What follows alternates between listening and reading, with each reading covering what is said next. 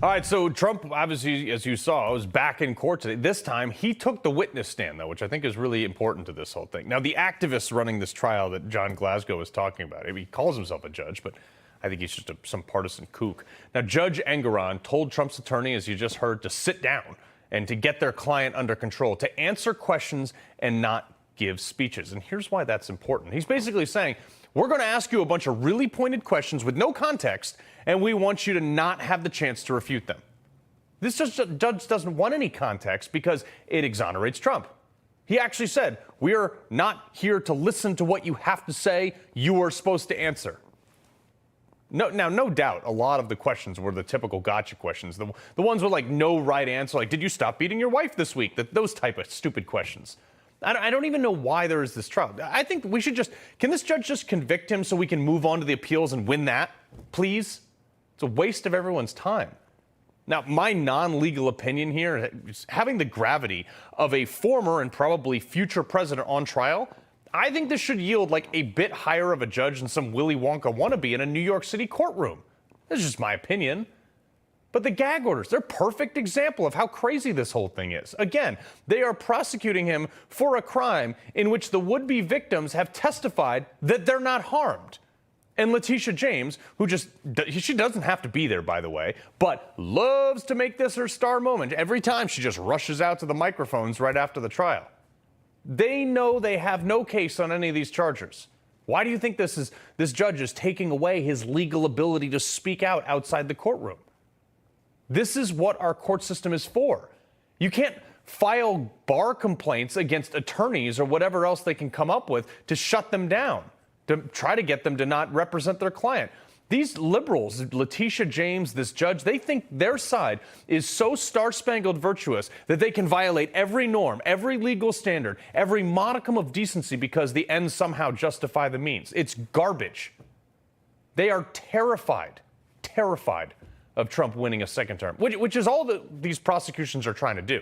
And they're helping, ironically enough. We saw he's ahead in all but one of the swing states. This was the cover of the Washington Post yesterday. Quote, Donald Trump and his allies have begun mapping out specific plans for using the federal government to punish critics and opponents should he win a second term. Oh, weird. Like the left has done against Trump for the last 8 years? You know what? Cleared hot, buddy. Donald Trump, go get him as far as I'm concerned. I want you to do exactly what they did to you. Burn the system down. I'm here for it. I'm going to roast marshmallows over the ashes.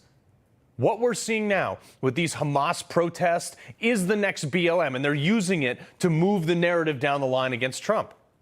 Only worse because they're justice of these Hamas terrorist groups, not a bunch of noise with some grifters buying mansions at the top of the pyramid.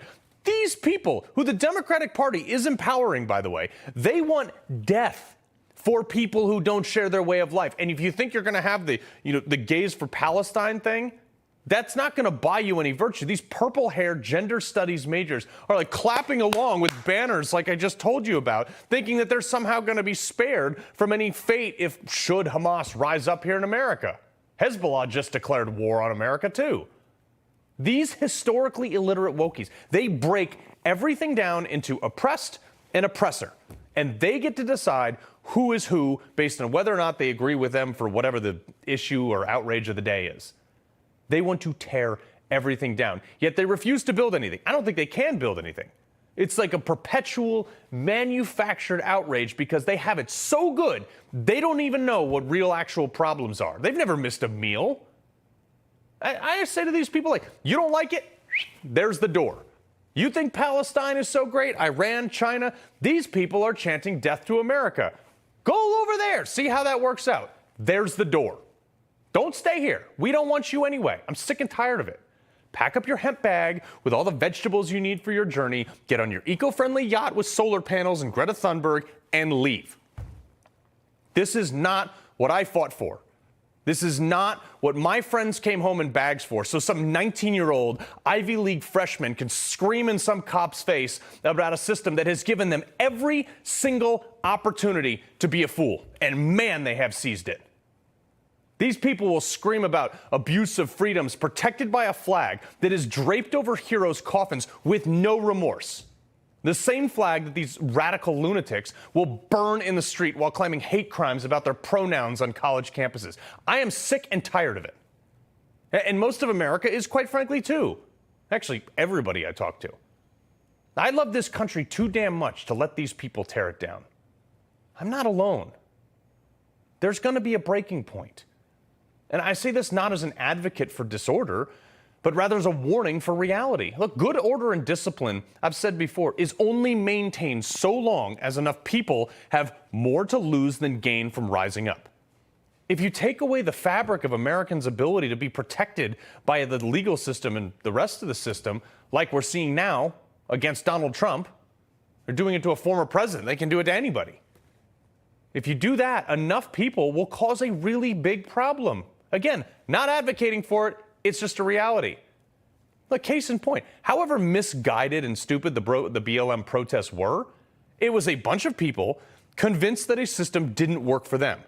So they burnt down $2 billion of our cities, and that was just a few thousand people. Imagine when half of America feels that way. We're getting there really fast on both sides. Look, no one wants that, but it's going to happen if we don't change course. It's just the reality of history. You're pushing people to a breaking point, and they're going to fight back. That's literally how America was founded, by the way. 2.5% tax hike in a breakfast beverage. Now look at us.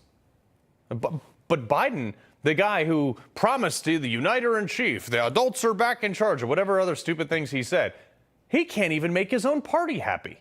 Trump at least only had the freaks and terrorists mad at him. But now Biden has people who make up his voter base, by the way, nearly breaking through the White House gates. They're spray painting slogans out in front of the White House in favor of terrorists on statues. And the only one person was arrested for that over the weekend. Only one. But grandma walking into the Capitol gets the FBI to do a no-knock warrant and kick in her door. Look, if these animals this weekend are protesting like this with a Democrat in charge, could you imagine how they're going to react when Donald Trump, the man who moved the embassy to Jerusalem, gets back in that White House? I mean, look, would he have to activate the military, as the Washington Post seems so concerned about? I don't know. We have a year to go before we can restore this country and before we can restore order.